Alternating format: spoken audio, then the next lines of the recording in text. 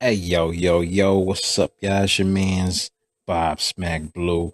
Another episode of Blue Suede Views. Got some business to get it to today, so come on, let's get that work. Come on, hope everyone's doing all right. Now, this is a part two to my Bill Cosby tape. That was Blue Suede Views number 2. Bill Cosby decoded and railroaded. Now, in that video, I touched on different aspects. I touched on a lot of the subject matter that a lot of the public touched on, such as, like racism and stuff like that, that might have been going on with that case against Cosby of all them sexual allegations and things.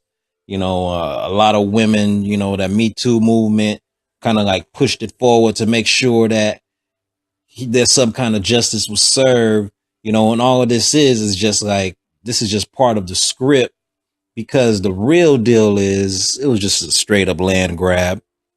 The Cosby's own hundreds of acres of land that the entity known as Kinder Morgan that deals with oil fracking, um, they're already doing it in like Delaware, New Jersey, and other places, and you can see the effects of that. Like they're the ones that had to kind of like usher Bill away from his land, away from having an actual stance and having, shit, that's his shit. That's him and Camille, that's their shit. So they put millions of dollars into it. I mean, to go through that much effort and to put in that much work to where you can buy land and just kind of like say, oh shit, this is our land, but we ain't gonna touch it. Like we're not gonna do development. We're just gonna keep it natural. That's a beautiful thing because a lot of people don't think that way now. Because right now, as we speak, land in California is getting torched up and burnt up for the purpose of developmental projects, like smoking rich people out of their affluent neighborhoods and saying they cannot go back even if they have a trailer and park on their lot because it's not part of the policy or whatever. There is just straight up land grabbing. And this right here is an ultimate example. And this is where I feel a lot of people are going to make a grave mistake in not paying attention to this detail because this is a big deal. If Bill Cosby was able to buy, in the words of Eddie Griffin, if he was able to buy colleges, why can't the man have his land? He put in all that work and he can't have his land. Isn't the reparation ideal for the United States? 40 acres and a mule. Well, the Cosbys had hundreds of acres. I keep trying to say Lakers. That's that LA trying to come out. But whatever, I don't even like them right now.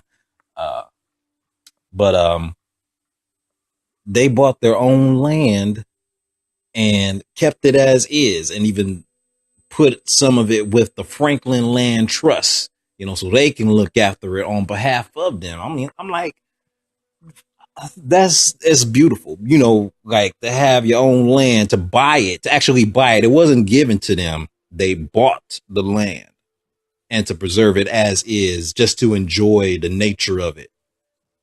I don't think most people understand the value of that, you know, like shit. I'm coming up on half the age of Bill Cosby, so I'm growing into stuff that, to appreciating stuff that has appreciation value to it. And nature at large is one of those things because, you can go out there and walk amongst the trees and just get some fresh air, see the animals and all that. That's a essence in itself, and it's something that is being slowly taken away and driven away by this technological age. Nothing against technology, but people are gonna want to do stuff. They're trying to improve upon things that have been done in the past, and with what's happened with Cosby and this straight up land grab that they're trying to accomplish, they just want to make sure that they get that one oil pipeline going. To, like, if you heard about how it was happening with the Indian reservations and they were standing up, trying to like keep them from taking that through their land because they already know what it will do to it. It'll pretty much destroy the ecosystem, have effects on the people, it just would not be a overall good look to have something like that being built going through these natural areas. I mean, I already mentioned Delaware and New Jersey, and as a matter of fact, I'll make an effort to link